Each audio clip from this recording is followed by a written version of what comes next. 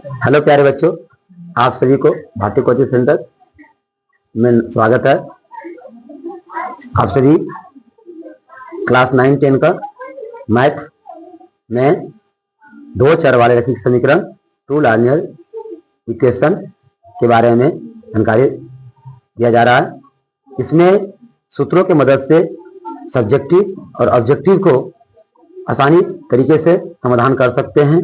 हम सभी आप सब पहले फार्मूला को समझते हैं, सूत्रों को समझते हैं, उसके बाद उनके सब्जेक्टिव और ऑब्जेक्टिव प्रश्नों को समाधान करेंगे।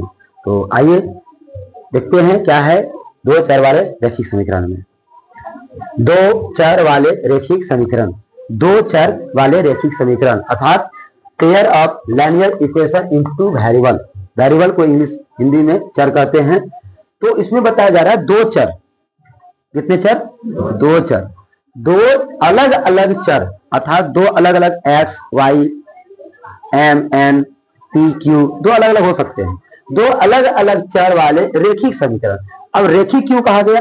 रैखिक का मतलब होता है जिस बहुपद का, जिस बीजगणित का घात एक हो। अर्थात देखिए एक्स के ऊपर घात कितना होगा? एक होगा। वाई का घात कितना होगा? एक होगा। तो जिस बहुपद का, जिस बीजगणित का घात एक होता है वह रैखिक कहलाता है। तो समीकरण दो चर है तो समीकरण बन रहा है। तो समीकरण को एक साथ लेने पर दो चर को क्या किया गया? एक साथ लिया गया। दो चर को एक साथ लिया गया, उसे दो चर वाला रैखिक समीकरण युग्म। अब युग्म मतलब क्या हुआ? जोड़ा। मतलब देखिए एक दो चर का एक समीकरण बना, फिर दो चर का एक समीकरण बना। अब दोनों समीकरण में एक ही चर रहेगा।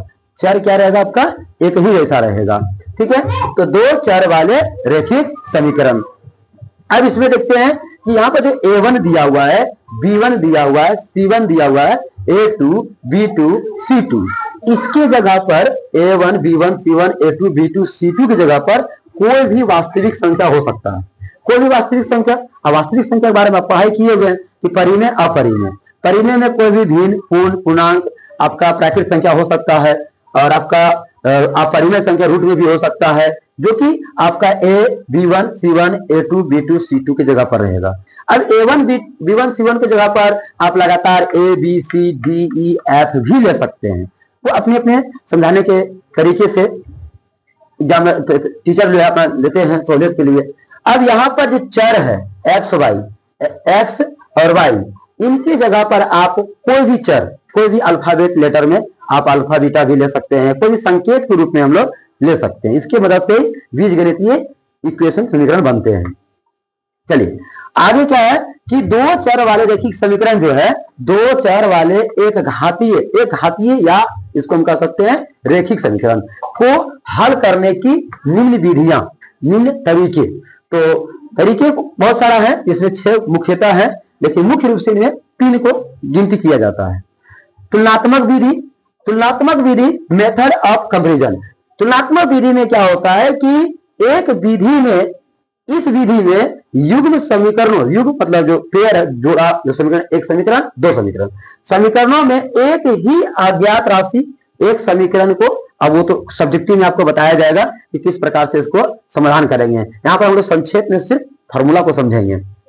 अब जैसे मान लीजिए यहाँ पर x है या y है, किसी एक x में मान रखेंगे, बाकी सबको इक्वल के दूसरे साइड में कर देंगे। फिर समीकरण 2 में क्या करेंगे? अज्ञात राशि को निकाला जाएगा, दूसरी अज्ञात राशि को निकाला जाएगा। फिर मान लीजिए इसमें x रख लिए, बाकी सबको प्लस से माइनस में इक्वल के दूसरी तरफ कर दिया जाएगा। अब दोनों को x का मान निकाल लिया गया, दोनों को इक्वल कर दोनों को परिणामों को बराबर करके हल करने के बाद y का मान निकलेगा। फिर y का मान पहले समीकरण में पुट किया जाएगा तो x का वैल्यू निकल जाएगा। इस प्रकार से x और y के मान निकालकर तुलनात्मक विधि से इस समीकरण को हल कर सकते हैं। आगे बात करते हैं, आपका दूसरा विधि है प्रतिस्थापन विधि। प्रतिस्थापन, देखो प्रति का मतलब क्या होता है? एक। स्थापन मतलब एक का मान दूसरे में क्या करना है? स्थापित कर देना है। एक का मान दूसरे में स्थापित कर देना है। इस देखिए क्या लिखा हुआ है, एक समीकरण से अज्ञात राशि कोई भी, अब मान लीजिए समीकरण 1 है, इसके अगर x के बराबर अन्य व्यक्त करेंगे या फिर y में सबको व्यक्त कर देंगे, तो किसी एक समीकरण से अज्ञात राशि का मान दूसरे समीकरण में, एक समीकरण से क्या किया जाएगा, x लिया गया और इनको प्लस से माइनस में लाकर इंटू में तो डिवाइड में कर कर, अब ये जो x का मान आया दूसरे समीकरण में, x के जगह पर क्या करेंगे, पुट करेंगे। अब हल करिएगा तो y का मान निकलेगा। अब y का मान फिर समीकरण 1 या 2 में मान रखने पर आपका x का वैल्यू आ जाएगा। इस प्रकार से x और y का मान निकालकर प्रतिस्थापन विधि से दो चरघातांकी समीकरण को हल कर सकते हैं। अब तीसरा आता है, तीसरा विधि है विलोपीकरण विधि या इसे विलोपन विधि कहते हैं, उल्टा विलोपन विधि, मेथड ऑफ एलिमिनेशन। समीकरण 1 और 2 के, समीकरण 1 और 2 के ये युग्म है, या तो आप x के गुणांक या y के गुणांक जो होते हैं उनको इक्वल कर देना है। जैसे y के गुणांक में यहां पर मान लीजिए 3 होगा, y के गुणांक में मान लीजिए यहां पर 4 दिया होगा, तो इसमें 4 से मल्टीपल करिएगा, इसमें 3 से मल्टीपल करिएगा, गुणा कर दीजिएगा, तो 4 3 12 दोनों में बराबर हो जाएगा। बराबर कर कर y का मान काट लिया जाता है। अब y का मान काटने के बाद x का वैल्यू आएगा, फिर x का वैल्यू समीकरण 1 में गुणा करके समान करके जो है या घटाया जाता है, तो फिर y का जो मान आएगा समीकरण 1 में पुट करेंगे तो x का वैल्यू आ जाएगा। इस प्रकार से x और y का वैल्यू आने के बाद इस विधि से, विलोपन विधि से दो चरघातांकी समीकरण को हल कर सकते हैं। चौथा आपका होता है वज्र गुणन विधि। वज्र गुणन विधि भी, इस विधि से भी इस प्रकार के इक्वेशन को, इस प्रकार के समीकरणों को हल किया जा सकता है। इसके लिए आपको कुछ सूत्रों को याद करना है। देखिए, जो आपका समीकरण दिया होगा, दिए गए समीकरणों को व्यापक मतलब इस ढांचे में, इस नमूने में आपको सजाना है। जो कुछ भी क्वेश्चन में इक्वल के बाद अचर पद दिए होते हैं, अचर पद मतलब कोई अंक दिया होता है, उन सबको आपको एक तरफ कर देना है। a1x b1y प्लस c1 सबको एक तरफ, इक्वल के बाद आपका इक्वल के आपके दाहिने साइड में 0 होना चाहिए, इक्वल के बाएं साइड में सभी आपका जो x चर अचर जो भी पद होते हैं वो आपको एक साइड कर देना है। इस रूप में आपको सजा देना है। सजाने के बाद ये मुख्य बिंदु इस पर आना है। ये आपका एक ट्रिक है, इस पर आपको नहीं ध्यान देना। ये आपका प्रश्न समाधान करने में लिखना नहीं, ये केवल आपका ट्रिक है, ठीक है। इसकी मदद से हम लोग ये चीज तैयार करेंगे। आप इस पर मान पुट कर आसानी से x और y का मान निकाला जा सकता है। तो इसमें देखिए क्या किया गया, यहां पर x को हटा दिया जाएगा, y को हटा दिया जाएगा, और a1 देखो जिसका x का मान लेंगे, जब x का वैल्यू लेंगे तो इसको नहीं लिखेंगे b1 b2 c1 c2, और अब इनको कल्पना करके हम लोग यहां करेंगे a1 a2 और b1 b2। जब x के नीचे फॉर्मूला लगाना है, x के नीचे मान पुट करना है, x के नीचे पुट करना है, तो x के जगह पर x के नीचे जो है हर के रूप में अब x वाला मान नहीं लेना है, x मान लेकर y और अचर पद लेना है, y और अचर पद। तो यहां पर जो b1 और c2 लिखा गया है, देखिए ऊपर से नीचे आना है, b1 c2 माइनस फिर नीचे से ऊपर b2 c1 तो ये x का मान हो जाएगा इक्वल देना है। अब जब y लेंगे तो ये y ना लेकर इन दोनों का आप यहां पर कल्पना करिए, तो यहां के अंकों को, चर के मान को यहां पर पुट कर देंगे, मानेंगे हम लोग। और मानने के बाद देखिए इस पर इस तरह का यहां पर बना हुआ c1 c2 a1 a2, तो ऊपर से नीचे करना है आपको, c1 into a2 minus c2 a1 अर्थात यहां देखिए फिर से c1 a2 फिर नीचे से ऊपर c2 a1 इक्वल, ये y में हो गया। अब जब एक अचर पद वाला लिया जाएगा तो इसमें ये अचर पद नहीं होगा, अब ये दोनों लेंगे। जैसे ये दोनों देखिए यहां सेट किया गया a1 a2 b1 b2 a1 a2 b1 b2। आप ये ना लिखकर यहां भी ले सकते हैं, देखिए ऊपर से नीचे a1 b2 माइनस देना है a2 b1। इस प्रकार से अब यहां पर जो अंक दिया होगा उन अंकों को समीकरण में जब सवाल आपके होंगे वहां पर अंक को पुट करिएगा, ब्रैकेट में रखिएगा, छोटी ब्रैकेट बड़ी ब्रैकेट का महिली ब्रैकेट का प्रयोग करने के बाद अब हल करिएगा तो एक्स और वाई का मान आएगा वो आपका बजरंग विधि से दो चरवारैखिक समीकरण का हल हो जाएगा। आगे आता है आपका एक अनुपात निर्णय विधि। अनुपात निर्णय विधि द्वारा इनमें क्या किया जाता है, इस विधि में अचर पद लुप्त कर अर्थात जो अचर पद होते हैं, अंक होते हैं, उनको लुप्त कर देना है। चरों के अनुपात निकाले, फिर दोनों चर को अनुपात मान किसी एक समीकरण में रखकर अनुपात के अचर को निकाले, फिर प्रत्येक चर के मान ज्ञात करें। ये सभी आपको जब आप सवाल बनाइएगा, प्रश्नों का हल करिएगा, तो उसमें आपको सब फिर से प्रैक्टिस करवाया जाएगा। अभी हम सभी केवल फॉर्मूला पर ध्यान दे रहे हैं। आगे आता है आलेख विधि। आलेख विधि, मेथड ऑफ ग्राफ। ये बहुत आपके इंपॉर्टेंट होते हैं, क्योंकि एग्जाम में स्पेशल लॉन्ग क्वेश्चन में इससे निश्चित है कि आपका एक क्वेश्चन रहेगा 5 नंबर के लिए ग्राफ विधि से। तो समीकरण जो है, आपको समीकरणों को आलेख विधि से हल किया जाता है। आलेख विधि से हल किया जाता है। आलेख विधि से हल करने के लिए थोड़ा सा, तो आलेख विधि से हल करने के लिए क्या प्रोसेस है देखिए। आलेख विधि से हल करने के लिए प्रश्न में दो इक्वेशन दिया जाता है, समीकरण 1 और समीकरण 2। समीकरण 1 आपका इस प्रकार से यहां जो होता है, यही आपका अंक दिए रहेंगे। तो समीकरण 1 से x और y के दो मान निकालेंगे। जैसे यहां पर x का मान यहां कुछ आएगा, y का मान यहां आएगा, फिर x का मान आएगा, फिर यहां y का मान आएगा, वो प्रश्न के आधार पर आएगा। समीकरण 2 से x और y के दो मान निकालेंगे। x और y के दो मान निकाला जाता है। ये सभी आप बहुत अच्छा समझ सकते हैं, और जब प्रश्न को उदाहरण दिया जाएगा। फिर ग्राफ पेपर पर, ये ग्राफ पेपर होता है या तो व्हाइट पेपर पर भी आप इस प्रकार से कार्तीय तल बनाकर, या तो ग्राफ पेपर पर कार्तीय तल बनाकर आसानी से समीकरण 1 के द्वारा दो बिंदु लेना है। एक्स समीकरण यहां कहीं भी आपका क्वेश्चन के अकॉर्डिंग एक बिंदु यहां पर होगा, एक बिंदु हो सके यहां पर होगा, उनको मिलाते हुए आगे कर बढ़ाएंगे, जिससे एक रेखा तैयार होगा ए और बी, समीकरण 1 के द्वारा। फिर समीकरण 2 के द्वारा ये एक्स नियामक और वाई नियामक से एक कहीं बिंदु आएगा, फिर इस एक्स और वाई के नियामक से एक बिंदु आएगा। इन दोनों बिंदुओं को मिलाइएगा तो सीधी रेखा बनेगा। अब ए बी रेखा और सीधी रेखा किसी एक बिंदु पर काट भी सकता है, नहीं भी काट सकता है, वो प्रश्न के अकॉर्डिंग। यदि काटेगा तो कहीं एक बिंदु पर काटेगा, तो उस बिंदु को P कहेंगे, और P का निर्देशांक जो होता है एक्स वाई होता है। ये आवश्यक नहीं है कि सभी में काटेगा, उस सवाल पर डिपेंड है। सवाल यदि आपका एक हल हो गया तो एक जगह काटेगा, अनेक हल होगा तो एक रेखा दूसरे पर संपाती हो जाएगा।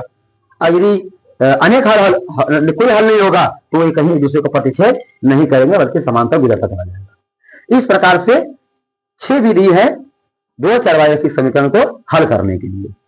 अब देखिए, इन दो चरवारैखिक समीकरणों में इस प्रकार से कुछ ही आपका ऑब्जेक्टिव समाधान करने के लिए यह आपका बहुत महत्वपूर्ण, यह आपका एक ट्रिक है। इस ट्रिक की मदद से आप इससे संबंधित पूछे जाने वाले अधिकांश ऑब्जेक्टिव सवालों को आसानी से जवाब दे सकते हैं। तो इस पर ध्यान देते हैं ये क्या चीज है। ये आलेख है, ये समीकरण, हलों की संख्या, हल कितने हो सकते हैं, 1 2 अनेक, बहुत सारा, एक दूसरे को अर्थात एक रेखा दूसरे रेखा को क्या करेंगे, और इनके निकाय जो होते हैं वो कैसे होते हैं। देखिए, आपको सवाल जो है समीकरण, मान लीजिए इस रूप में कोई भी एक समीकरण रहेगा, इस रूप में समीकरण रहेगा, अंक यहां पर रहेंगे, यहां भी अंक रहेंगे, यहां भी अंक रहेंगे। अब आपको क्या करना है, जो चर होते हैं x इस चर को लुप्त कर देना है, छोड़ देना है। y इस चर को भी क्या करना है, छोड़ देना है। अब यहां पर जो अंक है a1, मान लेते हैं a1, यहां पर जो अंक है a1 a2 को आप इस प्रकार से सजाइएगा ऊपर और नीचे। यहां के अंकों को जो दिया हुआ रहेगा समीकरण में, यदि माइनस में दिया है तो हम माइनस में b1 b2 लिखेंगे, और यदि ऊपर नीचे कुछ डिवाइड हो रहा है, कट रहा है, तो उसे संक्षेप में लाने के बाद अब देखा जाएगा ये दोनों बराबर नहीं है। यदि दोनों पद बराबर नहीं है तो उस बराबर नहीं होने के साथ हम समझेंगे कि उसका केवल तो केवल एक हल होगा। कितने हल होंगे, केवल एक हल, और अद्वितीय हल कहा जाएगा। अद्वितीय हल कहने का मतलब क्या हुआ कि अब दूसरा कोई हल होगा ही नहीं, केवल एक ही हल होगा। और यदि इस प्रकार के समीकरण को ग्राफ पर दर्शाया जाएगा तो ग्राफ में आपका इस प्रकार से बनेगा। ये कार्तीय तल है आपका, समीकरण कहीं ना कहीं एक दूसरे को क्या करेगा, प्रतिच्छेद करेगा। तो प्रतिच्छेद करेगा। तो ये समीकरण जो दो समीकरण जो होते हैं, दो जो इक्वेशन होते हैं, वो दोनों एक दूसरे को क्या करता है जी, प्रतिच्छेद करते हैं, कहीं ना कहीं एक जगह पर काटते हैं, एक बिंदु उभयनिष्ठ होता है। इस प्रकार से चित्र डायग्राम जब बनाइएगा समीकरण को, इस प्रकार से आपका आलेख बनेगा और ये एक दूसरे के संगत होता है। जब कहीं ना कहीं एक दूसरे को टच कर रहा है, कहीं ना कहीं उभयनिष्ठ हो रहा है, तो उभयनिष्ठ हो रहा है तो संगत हो रहा है, संग में कहीं ना कहीं है। और जो संगत है एक दूसरे का अविरोधी है, एक दूसरे के खिलाफ में नहीं है, एक दूसरे के साथ है। इसलिए याद रखिएगा, जब इस प्रकार से कहीं आपका समीकरण का स्वरूप तैयार हो, समीकरण बने, तो उसका हल कितने होंगे, एक हल, अद्वितीय हल हो सकते हैं। एक दूसरे को क्या करे, एक समीकरण दूसरे समीकरण क्या करेगा, एक दूसरे को प्रतिच्छेद करेंगे। इनके निकाय कैसा होगा, इनके निकाय संगत कहलाएंगे या अविरोधी कहलाएंगे। क्या कहलाएंगे, अविरोधी कहलाएंगे। अब मान लीजिए फिर कुछ क्वेश्चन समीकरण ऐसा भी हो सकता है, मान लीजिए जो समीकरण का ये स्वरूप है, ये दोनों इस साइड भी हो सकते हैं, ठीक है। अब प्रश्न पर अकॉर्डिंग फिर आपको मैं अगले वीडियो में समझाऊंगा, लेकिन यहाँ केवल आप सभी केवल ऑब्जेक्टिव को, सूत्रों को बढ़िया से समझिए पहले। तो जब यहाँ पर कोई आपका सवाल होगा, इन जहां पर कोई रूट में अंक हो सकते हैं, कोई भी अचर पद होंगे, उनको फिर एक्स वाई वाई चर जो है उनको लुप्त कर, उनको छोड़कर बाकी अंकों को इस प्रकार से सजाया जाएगा। उनको भिन्नों को ऊपर नीचे काटा जाएगा। काटने के बाद यदि तीनों पद इक्वल हुए, बराबर हुए, तो उनको यह मान लिया जाएगा कि उनके हल कितने होते हैं, अनगिनत होते हैं, अनेक हल होते हैं, अनंत हल होते हैं, और वह हल आश्रित भी होते हैं। जब इनको इस दो समीकरणों की मदद से अनगिनत हल वाले समीकरणों को जब ग्राफ पर दर्शाया जाएगा, तो कुछ इस प्रकार से नमूना बनेगा। ये आपका y अक्ष है, ये आपका x अक्ष है। समीकरण एक से जब एक रेखा, दो बिंदु लेकर एक रेखा खींचा जाएगा तो ए बी बनेगा, और समीकरण दो से भी जब एक रेखा खींचा जाएगा तो इसी ए बी पर सी डी भी आ जाएगा, जिसे हम लोग क्या कहते हैं, संपाती। एक पर दूसरा पाया गया, संपाती हो गया, समान पाया गया, संपाती हो गया। और जब कहीं ना कहीं सब जगह एक दूसरे को संपर्क कर रहे हैं, टच कर रहे हैं, तो क्या हो गया, संगत हो गया। जब संपाती है तो संगत होगा, और संगत है एक साथ में है, एक दूसरे का और विरोधी है, विरोधी में नहीं बल्कि अविरोधी है। तो हमें याद रखना है कि इस प्रकार के समीकरण जहां भी दिया जाए उनके कितने हल होंगे, अनगिनत हल होंगे। इस प्रकार के समीकरण रहेगा तो उसका एक दूसरे को, एक रेखा दूसरे रेखा क्या करेगा, संपाती होगा, और निकाय कैसा होगा, संगत अविरोधी। और इनका आलेख कैसा बनेगा, तो इस प्रकार से आलेख बनने को बनेगा। अब फिर मान लीजिए कोई समीकरण, कोई सवाल आपका ऐसा हो सकता है जो आपका इस प्रकार से नमूना में जो सवाल दिए जाएंगे, रूट में अलग अलग अंक सेट रहेंगे। अब फिर जिस तरह से पिछले किए, इसमें भी उसी तरह करेंगे। अंकों को इस भिन्न में सजाया जाएगा, चर को छोड़ दिया जाएगा। देखिए यहाँ पे एक्स एक्स नहीं लिखा गया, वाई वाई नहीं लिखा गया है, केवल अंकों को लिखकर भिन्न में सजाया जाएगा। अब इसमें क्या होगा कि ये दो पद बराबर होंगे, इक्वल होंगे, और ये दो पद इक्वल नहीं होंगे। यदि ये दो पद इक्वल नहीं होते हैं और ये दो पद इक्वल होते हैं, तो एक दूसरे, इसका हल कोई हल नहीं निकलेगा, इसका कोई हल निकलेगा ही नहीं, इसमें हल शून्य हो जाएगा, कोई हल नहीं निकलेगा। अब यदि इसको कार्तीय तल पर, ग्राफ पेपर पर यदि इसको बनाया जाएगा समीकरण एक के मदद से, दो के मदद से, तो कुछ इस प्रकार से आपका हो सके, इस सीधा ऐसे बन सकता है, ऐसे ही बन सकता है, ऐसे ही बन सकता है। एक नमूना आपको दिखाया गया यहाँ पर, कार्तीय एक्स अक्ष है, ये वाई अक्ष है, ए बी रेखा बनेगा और ये सी डी रेखा बनेगा। ये एक दूसरे को कहीं नहीं काटेगा, समानांतर गुजरेगा, पैरेलल गुजरेगा, एक दूसरे का समानांतर गुजरेगा। इसलिए यहां बताया गया कि समीकरण एक के द्वारा और समीकरण दो के द्वारा जो इसमें रेखा बनेगा वह एक दूसरे के समानांतर गुजरेगा। और जब एक दूसरे को कहीं संपर्क नहीं कर रहे हैं, एक दूसरे को कहीं उभयनिष्ठ नहीं हो रहे हैं, कहीं नहीं मिल रहा है, इसलिए इनको क्या कहा जाएगा, असंगत। कहीं एक साथ नहीं हो रहे हैं, असंगत। अगर एक साथ नहीं हो रहे हैं तो विरोधी हो रहे हैं। तो हमें याद रखना है कि ये इस प्रकार के जब भी समीकरण का स्वरूप बने तो उसका हल कितने होंगे, कोई हल नहीं होंगे। एक दूसरे को समीकरण क्या करेंगे, समांतर करेंगे। इनका निकाय कैसा होगा, असंगत होगा और अविरोधी होगा। तो इन सभी सूत्रों के द्वारा यदि आप फिर सवाल पर जो प्रश्न होते हैं उन पर प्रैक्टिस करते हैं, आप इसका फॉर्मूला का उपयोग करते हैं, वहां फॉलो करते हैं, तो आप आसानी से सूत्रों की मदद से कोई भी प्रश्न का समाधान कर सकते हैं। तो फिर अभी तो हम लोग आज केवल सूत्रों को समझे, इसके लिए प्रश्न उत्तर के समाधान के लिए अगले वीडियो का इंतजार करिए। तो फिर मिलते हैं अगले वीडियो के लिए। धन्यवाद।